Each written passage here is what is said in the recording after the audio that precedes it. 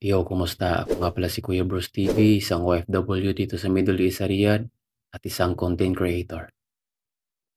Kanina may nagbigay sa akin ng computer set.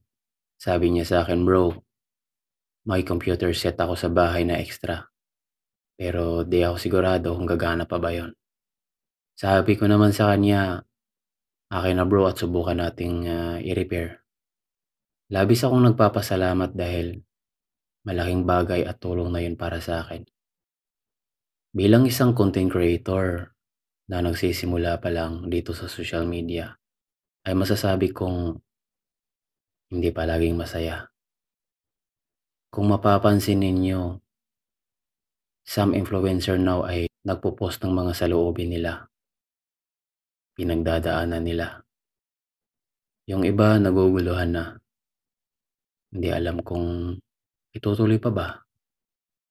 May mga kinakaya, may umiiyak, yung iba naman pinipigilang umiyak.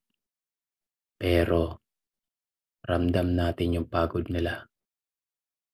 May mga hindi pa rin kasi matanggap na nasa mundo tayo ng mapanghusga. Totoo, hirap silang i-share yung mga nararamdaman nila sa inyo, mga followers. Wala silang mapaglabasan ng kwento, kung ano pa man.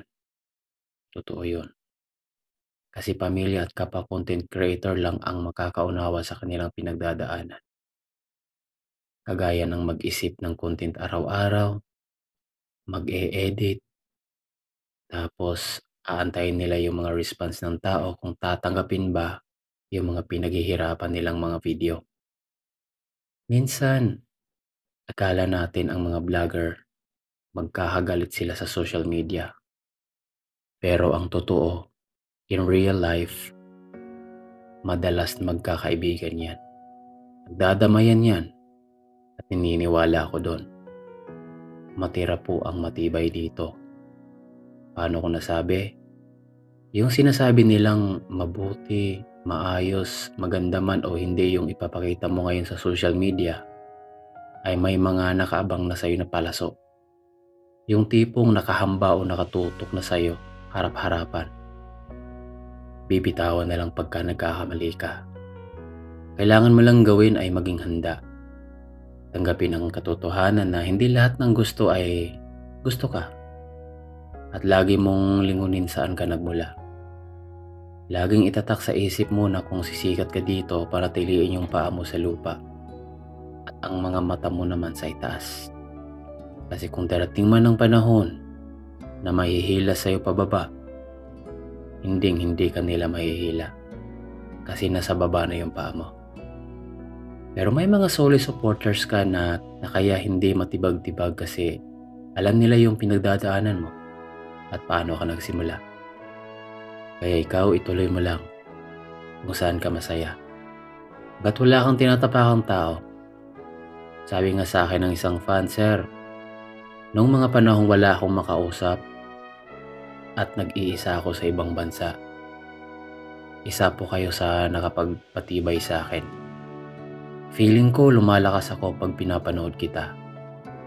Kasi may mga halong lungkot at pag-asa ang mga videos mo. Imagine guys, may isang follower ka na napapasaya mo at laging nag-aantay ng content mo araw-araw. Doon ka mag-focus. Inspirasyon ka niya. Asahan mo sa buhay, maraming manghuhusga sa'yo. Sa content, sa negosyo mo, etc. Kadalasan sa mga yan mula nung nag-umpisa ka, walang ambag sa hirap mo. Si darating yung panahon, kung magbunga ka na, pilit ka mang babatuhin. Tandaan mo na kapag ang bunga ay pinalaki sa sakripisyo, mahirap itong pitasin. Kaya yung mga ginagawa mo ngayon, huwag mong itigil. Huwag na huwag. Sa Lord ka mag-perform. Panalo ka pa rin. Nanonood lang yan. Kung nakaabot ka sa video na ito ay huwag kalimutang i-like, share, at i-follow na rin ang ating page para updated ka sa mga bagong video na upload ko araw-araw. Muli, hanggang dito na lamang at magkita-kita tayong muli.